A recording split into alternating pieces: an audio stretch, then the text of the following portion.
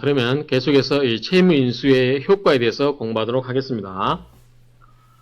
채무인수 효과는 제가 아까 조금 전에 설명드린 것처럼 자 갑이 을에 대해서 받을 채권이 있는데 갑에 대해서 갚아야 되겠죠. 그럴 경우에 을이 이 세 당사자 간에 당사자 간에 하거나 아니면 채권자와 인수인 간의 이 계약에 의해서 채무 인수가 이루어지면 이 사람 어떻게 됩니까? 이 계약에서 빠져나가는 거죠. 그래서 이 사람은 채무를 벗어난다라고 했죠. 그런 경우가 우리가 뭐라고 했죠? 면책적 채무 인수라고 했죠. 면책적 채무 인수다라고 이야기했습니다. 그러면 효력 발생 시기는 이 채무 인수 계약의 성립 시에 효력이 발생하겠죠. 인수인의 항변권. 자, 인수인의 항변권은 항변권이라도 종된 채무도 그대로 이전되겠죠. 그렇죠? 따라서 앞에서 이 사람이 여기에 대해서 항변할 수 있었던 것은 이 사람이 여기에 대해서도 항변할 수 있어야 된다라는 뜻이 되죠. 그래서 항변권이라든가 종된 채무도 이전이 된다. 채무의 발생 원인이 되는 계약의 취소권, 해제권, 상계권은 이전이 되지 않습니다. 그렇죠? 채권의 발생 원인이 되는 채무의 발생 원인이 되는 계약의 취소권, 해제권, 상계권은 이전이 되지 않는다. 왜냐하면 앞에서 이것은 채무를 인수하는 거거든요. 그렇죠? 채무를 인수하기 때문에 이 채무를 인수하는 거지 채무가 생기게 하는 그러한 계약들, 그런 계약의 취소권이라든가 해제권 이러한 것은 채무가 발생하게 된 그 이전의 단계의 그러한 권리이기 때문에 이 채무 인수는 이 채무자의 지위를 받는 게 아니고 채무자가 채권자에게 부담하는 그런 채무만을 인수를 하는 거죠. 따라서 채무 인수와 그 채무자의 지위를 인수하는 것과는 다르다라고 하는 거죠. 그래서 계약의 취소권이라든가 해제권, 상계권은 이전이 되지 않는다라는 점 기억하시기 바랍니다. 자, 채무자와 인수인 사이의 계약에 의한 경우 인수인은 전 채무자의 항변 사유로 채권자에게 대항할 수 있겠죠. 당연히. 그 다음 채권자의 승낙이 있으면 계약이 체결될 때 소급해서 효력이 생기나 제3자의 이익을 해하지는 못합니다. 그 다음에 전 채무자의 항변은 당연히 인수인에게 이전하므로 채무의 성립, 존속, 이행을 저지 또는 배척하는 모든 사유는 인수인도 가능하다라고 하는 겁니다. 그래서 이 부분만 정확하게 기억하시면 됩니다. 그래서 원칙적으로 인수인은 채무자가 채권자에게 대해서 가지고 있는 모든 여러 가지 항변권이라든가 그런 것을 다 가질 수 있지만 채무자가 채무를 지게 되는 그러한 계약의 취소권이라든가 해제권 이것은 인수가 안 된다. 왜 그런가 하니 그것은 계약 당사자의 지위이고 그 다음에 채무인수는 채무자로서의 어떤 채무자가 떠안게 된 그런 채무에 관한 것만 인수를 하기 때문에 구별이 된다라고 하는 겁니다. 자, 취소권, 해제권, 상계권 등은 행사할 수는 없는데 자, 계약의 취소권, 해제권은 자, 계약 당사자의 지위를 승계하는 게 아니라 채무의 특정 승계인에 지나지 않는 인수인은 이들 권리를 주장하지 못한다. 조금 전에 설명을 드렸죠. 그 다음에 계약 당사자인 원 채무자가 이들 권리를 행사한 경우에 인수는 채무 불성립 또는 채무 소멸의 항변을 주장할 수 있을 뿐이다 라고 하는 거다. 이게 무슨 말이냐면 자, 그림을 가지고 설명드리면 갑이 을에게 계약을 했습니다. 을이 채무자입니다. 그런 경우 을의 채무를 B형이 따놨습니다. 그럴 경우에 자, 채무를 가지고 이 사람에 대해서 가지고 있는 항변권, 그런 경우는 이 사람도 항변권을 행사할 수 있지만 이 사람이 이 계약이 취소돼 버렸어요. 그런 경우에 자, 이 B형은 뭐냐면 내가 을의 채무를 따놨지만 그 채무를 따는 건 뭐냐면 을이 그 계약에서 비롯된 거기 때문에 그 계약이 취소되면 을이 너한테 해야 될 이행도 채무의 이행도 안 해도 되는 거 아니냐. 나는 따라서 그것을 주장하겠다라고 할 수는 있자라고 하지만 할 수 있지만 이 계약의 취소권이라는 그 자체에 대해서는 할 수 없다라는 거 하는 점 이해되시죠? 상계권. 인수인은 전 채무자가 가지고 있었던 반대 채권을 가지고 상계를 못한다. 왜냐하면 타인의 채권을 처분한 게 되겠죠. 만약에 내가 채무를 인수를 했는데 이 사람에 대해서 가지고 있는 채권을 가지고 행사하겠다고 하면 뭡니까? 내가 채무를 따는 것은 별도의 계약인데 이것은 이 사람의 그 채권을 가지고 행사하는 것은 이 사람의 채권을 내가 마음대로 처분한 게 되는 거죠. 채무 인수인이 전 채무자의 채무를 마음대로 처분하는 결과가 되기 때문에 상계권에 대해서도 행사할 수가 없다라고 하는 겁니다. 자, 이런 경우에 종된 채무 이전, 채무에 정된 채무도 원칙적으로 이전한다. 이자 채무라든가 위약금 채무 등은 이전하나 이미 발생한 이자는 당연히 이전하지 않는다라고 설명을 앞에서 비슷하게 설명을 드렸죠. 그다음 담보권에 미치는 영향. 자, 법정 담보권 전속은 이게 법정 담보권은 전속이 되죠. 자, 유치권, 법정 질권, 법정 저당권 등은 특정 채무 보존을 위해서 법률상 당연히 성립되는 것이므로 채무가 인수되더라도 아무 영향을 받지가 않는다. 그래서 이 법정 담보권은 그대로 이전이 됩니다. 그렇죠?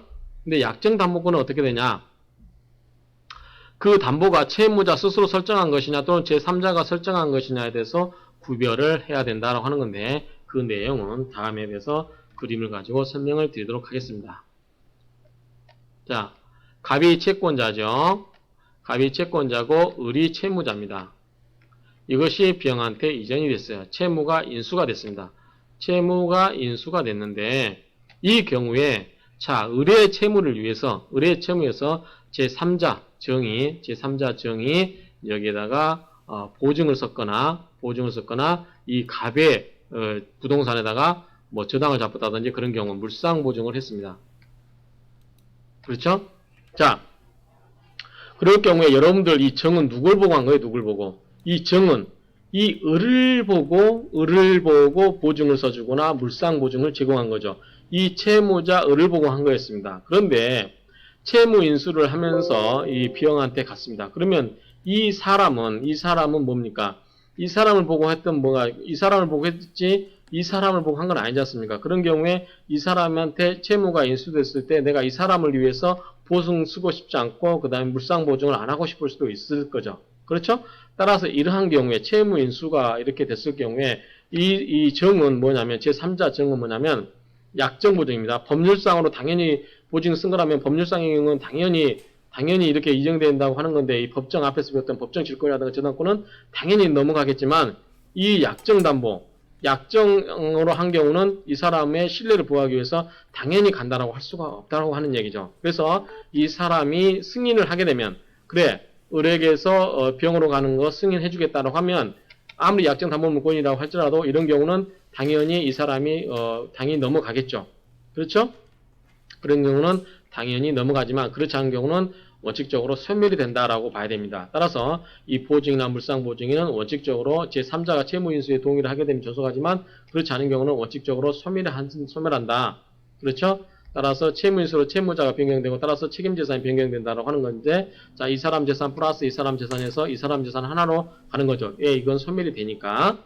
그 다음에 보증인 또는 물상 보증인이 채무인수에 동의한 때는 당연히 채무가 그대로 이전이 되는 거죠. 따라서 물상 보증인 인수인이 되는 경우 그 물적 담보는 언제나 존속하는 것이 된다. 따라서 넘어간다라고 하는 거죠. 그 다음에 채무자가 설정한 담보. 이럴 경우에 을이 갑에게 채무를 100만원 갚을 거 있는데 채무를 쓰면서 을이 여기다가 예컨대 부동산에 대해서 담보를 잡았다든지 그럴 경우에 어떡하냐라고 하는 거죠. 그럴 경우에 채권자와 인수인 간의 계약 시에는 소멸하나 채무자와 인수인 간의 계약 시는 존속한다. 자, 이 사람 채권자와 인수인 간의 계약으로 해서 이 사람을 배제하고 이 사람의 비용에 대해서 새롭게 뭔가 이 비용이 을의 채무를 따는 경우 이런 경우는 채권자와 인수인 간의 계약으로 이렇게 한 경우는 이 사람 채무가 없어지죠. 따라서 여기에 잡혀있던 담보도 당연히 없애야 되겠죠. 그렇죠?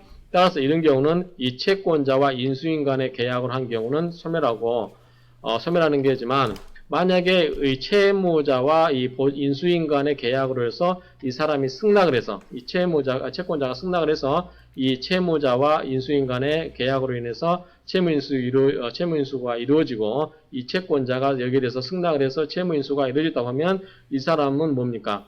자기가 그 보증 잡혔던 거를 그대로 인정을 해줘야 되겠죠. 그래서 이런 경우는 전속이 돼야 된다라고 이해를 하시면 됩니다. 따라서 채무자가 설정한 약정담보, 즉 물적담보를 말하는데 여기서는 민법의 규정이 없지만 이런 경우는 동의한 것으로 보기 때문에 여전히 존속한다라고 이렇게 이해를 하셔야 된다라는 뜻입니다. 자, 지금까지 배웠던 내용을 한번 정리를 해보시면, 자, 법정 담보물권은 그대로 존속이 되고 따라서 인수인에게 이전이 되었습니다. 그쵸? 갑에게서 으로 가고 B형으로 갔을 때 이 법정 담보물권은 당연히 인수인에게 이전이 됐습니다. 약정 담보물권은 제3자가 담보물권을 제공한 경우는 원칙적으로 소멸하고 다만 제3자가 동의한 경우에만 소멸이 안 되고 이전이 된다라고 했습니다. 근데 채무자가 제공한 경우는 채무자가 들어가 있느냐 아니면 채무자가 빠져 있느냐 따라서 채무자가 빠져 있는 채권자와 인수인 간의 계약에 의해서 채무인수가 이루어진 경우는 당연히 채무자의 그것은 빠진다라고 보는 거죠. 그래서 채권자와 인수인 간의 계약일 때는 소멸이 됩니다. 그런데 채무자가 자진해서 인수인을 찾아고 채무인수를 찾아가지고 채무인수 계약을 맺고 그런 경우는 또 누구의 승낙이 필요하죠? 채권자의 승낙이 필요하죠. 그러한 경우는 뭐다? 이런 경우는 소멸이 되지 않는 것으로 본다라고 하는 거죠. 그래서 지금까지 이 채무인수의 효과에 대해서 공부를 하셨는데 뭐 그다지 어려운 내용은 아마 없으실 겁니다. 그래서 채무인수에 대해서 그것이 담보권이 이제 미치냐 안 미치냐에 대해서 존속 여부가 문제될 수 있지만 이렇게 그림에서 설명드린 것처럼 하나하나 그림을 그려가지고 그거에서 설명하시면 여러분들이 그다지 어렵지 않게 이해하실 수 있을 것입니다. 그래서 일단은 여러분들이 이해하시는 게 중요하기 때문에 그러한 관점에서 먼저 접근을 해주시고 이해가 되신다면 좀 여러분들이 자꾸 반복해서 암기를 해주시기 바랍니다. 그러면 이상으로서 이 채무인수에 대해서 마치고 조금 쉬었다가 채무인수와 비슷한 그런 유사한 제도에 대해서 간략하게 설명드리고 채무인수들을 마치도록 하겠습니다. 수고하셨습니다.